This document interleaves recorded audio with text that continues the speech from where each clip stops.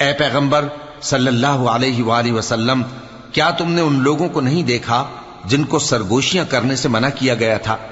پھر جس کام سے منع کیا گیا تھا وہی پھر کرنے لگے؟ اور یہ تو گناہ اور ظلم اور پیغمبر صلی اللہ علیہ وآلہ وسلم کی نافرمانی کی سرگوشیاں کرتے ہیں، اور جب تمہارے پاس آتے ہیں تو اللہ تعالیٰ کے بتائے ہوئے الفاظ کے بجائے دوسرے الفاظ میں تمہیں دعا دیتے ہیں، اور اپنے دل میں کہتے ہیں کہ اگر یہ واقعی پیغمبر ہیں تو جو کچھ ہم کہتے ہیں اللہ ہمیں اس کی سزا کیوں نہیں دیتا؟ اے پیغمبر صلی اللہ علیہ وآلہ وسلم،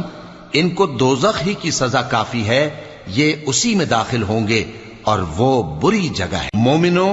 جب تم آپس میں سرگوشیاں کرنے لگو تو گناہ اور زیادتی اور پیغمبر کی نافرمانی کی باتیں نہ کرنا، بلکہ نیکوکاری اور پرہیزگاری کی باتیں کرنا، اور اللہ سے جس کے سامنے جمع کیے جاؤ گے ڈرتے رہنا۔ منافقوں کی سرگوشیاں تو